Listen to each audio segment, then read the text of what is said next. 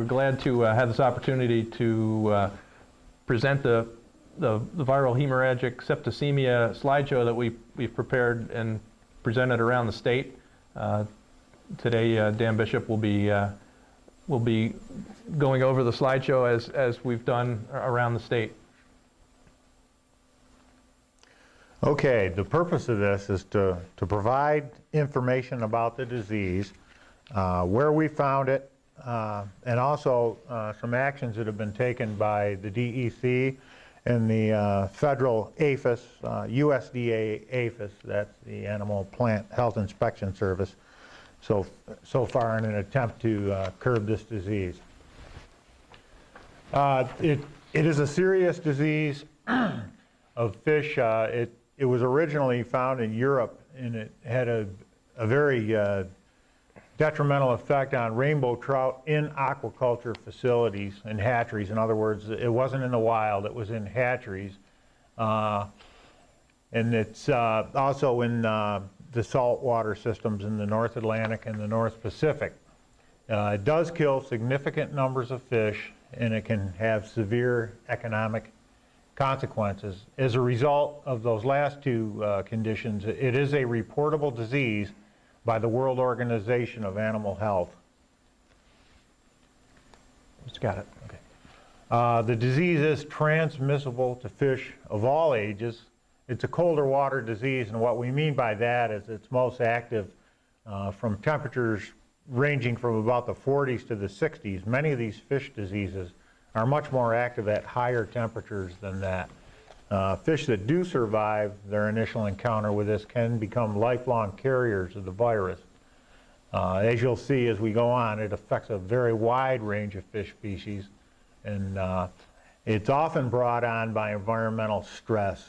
What's environmental stress? Oftentimes, when you have a wide shift of temperature in a short period of time, that compromises the fish's immune system, and things that they can normally stave off with their immune system, they can no longer do that. Spawning time in the spring is a prime example where the water often warms quickly and they have the additional stress of spawning.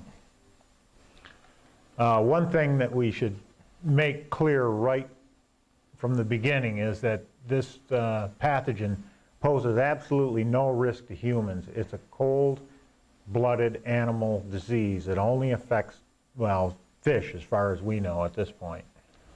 As far as diagnosing the disease, it's impossible to diagnose it just based on observation. The clinical signs of it often overlap clinical signs that we see with other fish diseases, so you really can't just look at the fish. What you have to do is a cell culture. That's the only accepted diagnosis that we have of it. And there's standard and accepted methods in accordance with the established procedures of the American Fishery Society or the World Organization of Animal Health, which we must adhere to get a positive diagnosis for this. As far as what it actually looks like, that's a European salmon on the upper left there, and you can see the hemorrhaging on the internal organs. And that other fish on the right is a round goby from the St. Lawrence River. It affects kidney, spleen, and liver primarily. Well, okay, early in May 2006, we had reports of mass mortalities of round gobies in the St. Lawrence River and Lake Ontario.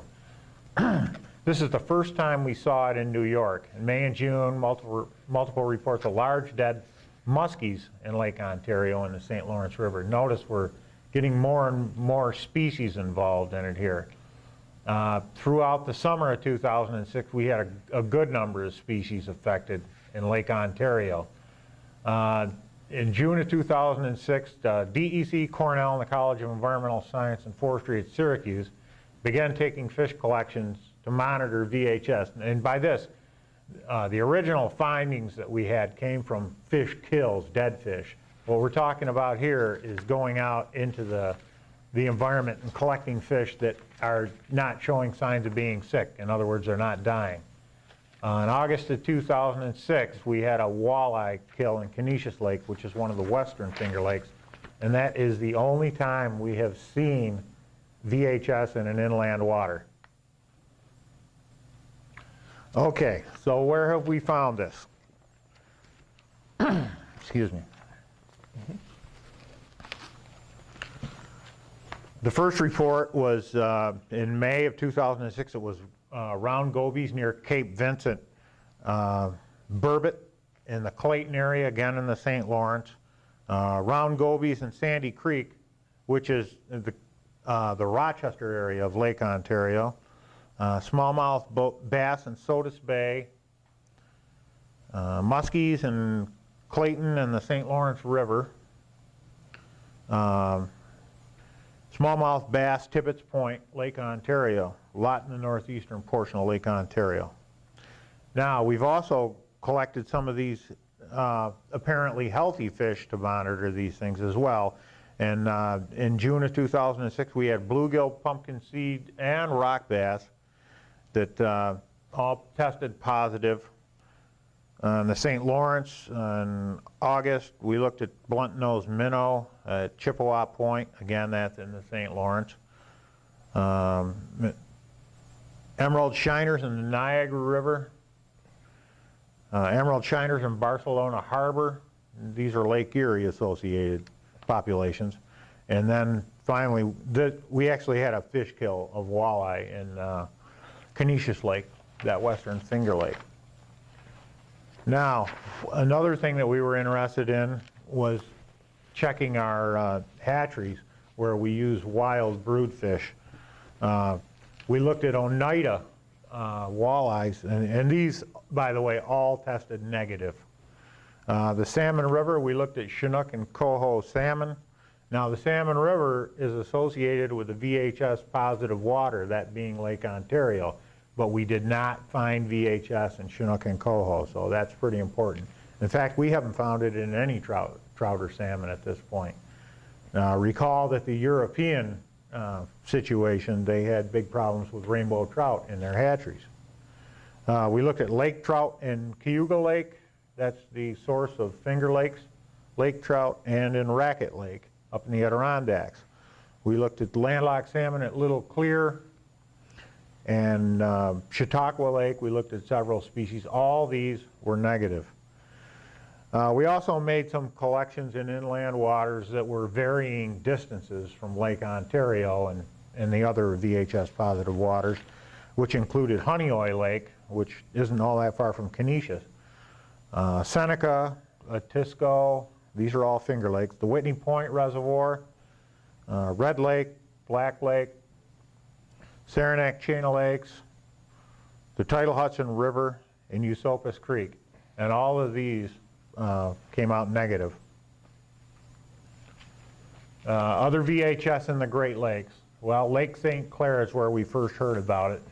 That between Lakes Huron and Erie, and they originally found a fish kill in Muskellunge, which they identified VHS in.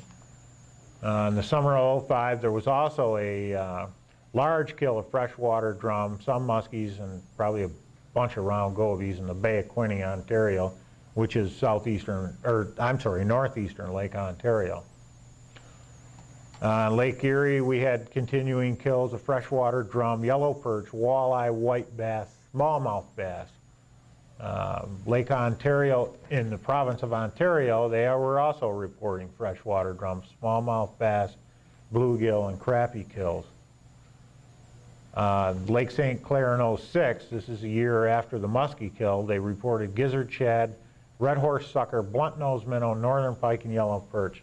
The point is here, it's over a wide geographic area, and it's affecting a large number of species of fish. So far, out of the fish that we've seen killed, that's simply a list of the species. It covers about 8 families and 15 different species. Okay, so just to summarize where it's been, or where we found it, it is an emerging disease of freshwater fish in North America. It's been detected in Lake Ontario, Lake Erie, Lake St. Clair, the St. Lawrence River, the Niagara River, and the only inland place we found it has been Canisius Lake. It's a type 4B strain of VHS. There's 4 different types. The B just indicates fresh water. It's most closely associated with the strain found in the North Atlantic. Great Lakes VHS appears to affect many different species of fish. We've hit that point several times. The potential for fish mortality and economic impacts is very large. So how does the disease spread? Can we minimize the risks in the spread of VHS? Well, there's a lot of different ways that these things can move, and we've identified what we think are the important ones here, and of course natural fish movements, where fish just simply swim from one body of water to another. That's not something that we can't really do anything about, but it's certainly a potential vector. Transfer of fish from one body of water to the next, that would include trapping fish in one body of water, moving them to another, bait fish, recreational boating and angling, what's in live wells, what's hooked to boat trailers, birds, fish-eating birds can pick fish up in one lake and drop them in another, or perhaps some of their fecal material can contain virus and that type of thing. Ballast water discharge of these from the shipping industry. We think that's probably where this came from originally. And our own fisheries management activities. We set nets in one body of water and move them to another. Okay, out of all of those potential pathways that we've identified, perhaps the most important ones are, and also the ones that we have at least some chance of doing something about, is the transfer of fish from one body of water to the next. Again, that includes bringing fish from other bodies of water and stocking them, and or bait fish. In commercial collection and personal collection of bait fish are both potential vectors. Also, our fisheries management activities, we're in the process of developing a standard operating procedure where we will actually be trying to disinfect our boats and our gear and so on when we're moving this stuff from one body of water to another. That picture is simply a smallmouth bass kill on Lake Ontario, and of course that's the type of situation that we would like to avoid. Okay, responses to the great risk pathways. DEC field operations, of course I just mentioned that. The DEC hatchery operations, we have a very stringent disease monitoring program that we go through in the hatcheries, and we're constantly checking for different diseases, not just VHS, but a number of others as well. And the emergency regulations that DEC put in place, and I'll go specifically into those as we go along. The goals of the action are, of course, to protect the fisheries resources in New York. If we can contain this thing to where it is, we'd like to do so. We would like to minimize the spread of VHS to uninfected waters. One of our big efforts is always to protect our own hatchery system. We don't want diseases in our hatchery system. We need to do more work to determine the current distribution. We did some, on an earlier slide you saw everything we did was negative in the inland waters, of course, excepting Canisius Lake. We'd also like to minimize the impacts of our actions to recreational fishing and economics. This is where this whole thing gets pretty tough. Learning more about VHS impacts to fisheries resources, fish health, and population effects. We know that VHS kills individual fish, it kills large numbers of fish. What we don't know is what effect that has at a population level. Obviously, it's not good for individuals, but whether it really impacts populations, we don't know at this point. Okay, actions, our own field operations. We work closely with other agencies, ag and markets, other Great Lakes states, the federal USDA, APHIS, the Animal Plant Health Inspection Service, and the U.S. Fish and Wildlife Service. We're going to, as I said before, we're going to reinforce field collection, standard operating procedures, and we're establishing a monitoring program for some of these other inland waters.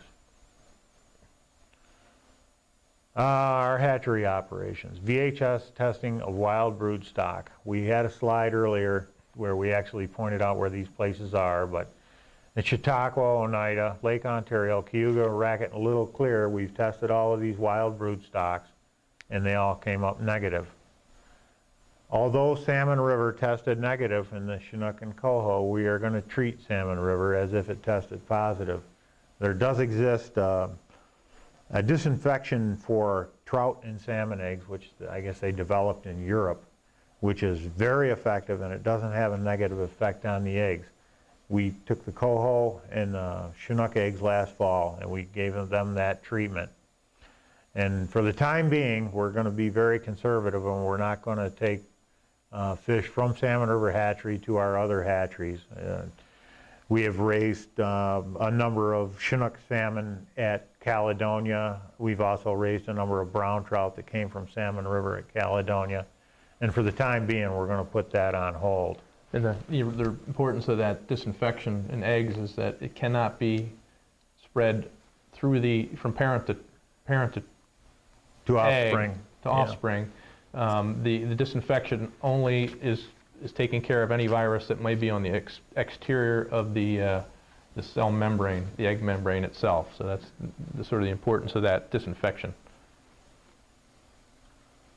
Okay, emergency regulations. These are the DEC emergency regulations. I'll talk more about the federal order in a little bit. Personally harvested bait fish can only be used in the water from which it was collected. That's live or dead. Okay, we're going to limit the number of bait fish collected and or possessed for personal use to 100. In other words, you can't go out there with 500 fish. You can only have 100. No commercial bait fish collection from VHS positive waters. We're also going to require disease-free fish for importation, stocking, and placement into New York waters, and this is going to include bait fish as well, and it will affect stocking permits, hatcheries, farm fish pond licenses, fishing preserve licenses, etc. Testing for specific diseases. These are the diseases we will require that these fish be tested for. Okay, all fish need to be tested for VHS, furunculosis, enteric red mouth, infectious pancreatic necrosis, and spring viremia of carp, and heterosporus. Now that doesn't mean you need to do a separate test for each of these diseases. What it means is that if you do a viral test, you're really testing for things like infectious pancreatic necrosis and VHS at the same time. In addition, for trout and salmon, we're going to require that they be tested for whirling disease, bacterial kidney disease, and IHN. I'm not even going to attempt to pronounce that one. Okay, action. Fish health inspection reports are accepted from the AFS certified fish pathologists, AFS certified fish health inspectors, others with demonstrated capability to perform fish health inspections, including veterinarians, government employees, university or college personnel, and private laboratory personnel. Now, what does demonstrated capability mean? That means that the individuals have demonstrated to our fish pathologist in Rome that they are capable of performing the test correctly. Fish health inspections must conform with the methods and procedures recognized by the American Fisheries Society or the World Organization of Animal Health. And those two tests are basically the same test. The only difference is the length of time that you need to do the culture and the number of fish involved in the test. Other currently experimental methods are not accepted. Up-to-date information on the DEC website. Go to our website and type VHS in a search engine, and you can get all of this information and more. Outreach to people impacted by the regulations. Licensed bait fish collectors, sellers, private hatcheries, fishing preserves, farm fish pond owners, stocking permit holders, and licensed to collect applicants are all being provided information on this disease. USDA APHIS federal order and amended order, I'll talk specifically about those in a minute. What preventive measures can we take? Emergency and or proposed regulations. Right now we are still under our emergency regulations, and the public comment period actually just concluded. We received a lot of comments. Many of the comments were, of course, just repeats of what we've heard before. We held a series of, I believe it was 8 public information meetings around the state. Yeah, 8 or 9. We're done with that now. And the bait fish collection sale licensee survey, we conducted a survey amongst the bait licensees, and I'm not sure what the results of that was yet, but I think maybe it is complete at this point. Maybe we ought to stress here again that yesterday, January 22nd, was the last day for receiving official comments on the proposed regulations.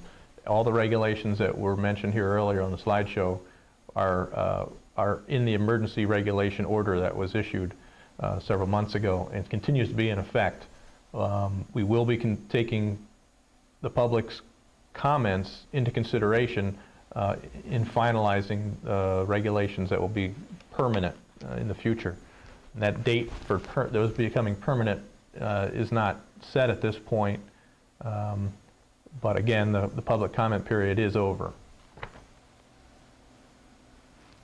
Okay, the federal order. This became effective October 24th of 2006, and this was under the authority of the Animal Health Protection Act of 2002. Basically, what the USDA APHIS did was prohibit the importation from Ontario and Quebec of any of these 37 species, and there's a list available for that.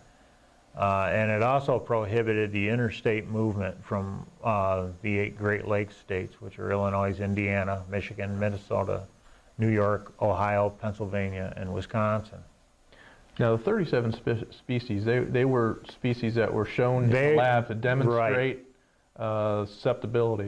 Yeah, they are species that VHS has been found Not necessarily been found in the wild, but just in lab culture, they were susceptible to it. Okay, the amended federal order, they decided, or somebody decided, that the initial federal order was a little bit too strict, and some other things should have been allowed. And on November 14th, they eased it up a little bit, and they allowed the interstate movement of fish to slaughter facilities, movement to research and diagnostic labs, and other movement outside the 8 states include fish that have tested negative for VHS by the donor state. And of course, it's got to be in accordance with the recipient state rules. Okay, this is where the comments can be sent if it was before yesterday. Yes, we might as well skip this one. Okay, so what else can we do? Well, it's generally, you just don't want to release live bait fish into a water. You don't want to stock fish without the proper permit. If you go through the permit process, you make sure that all the proper disease testing protocols and so on are followed. Never move fish from one water to another without the proper permits. Clean out and disinfect live wells. Probably 10% bleach solution would do that quite nicely. Clean off your boat and remove vegetation. Vegetation hooked to boat trailers was probably a major vector of zebra mussels. And probably some other, not to mention the vegetation itself being moved into places we don't want it. Yeah, that's also true. And this is when we ask for questions. When you talk about 100 minnows per fisherman, if a guy goes to a bait shop and wants to buy bait for himself and 2 or 3 buddies, is that possible or not? Well, under the emergency regulations, it's not. That's certainly a comment that we received time and time again during the comment period. And we're in the process right now of reworking the emergency regs so that they're hopefully in a more acceptable form for the final regulation. How does somebody know if I go to a bait shop, how do I know that their minnows are certified? Well, they will have a health inspection form with their minnows.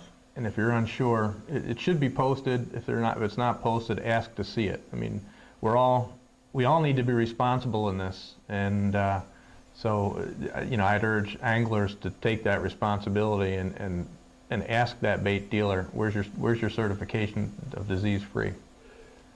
For a local bait shop that gets his minnows locally, how expensive is it for him to have his bait certified? Well, Or don't we know? I think for the small bait shop operator, his best course of action is to buy certified fish. Some of these large commercial producers, like in Arkansas, for example, they constantly test their fish, and they have before this even occurred, for a wide variety of diseases, because they don't want this thing in their hatcheries as well. So a lot of these fish are already certified.